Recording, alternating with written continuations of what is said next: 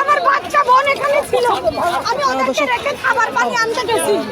আমি জানি না আমার বাচ্চা কই, আমি জানি না আমার বাচ্চা কই।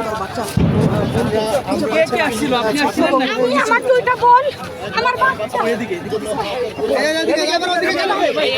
ঠিক আছে ঠিক আছে মানে ওনার বাচ্চা এখানে ছিল, ওনার বোন বাচ্চার ছবিটা দেখেন আপু,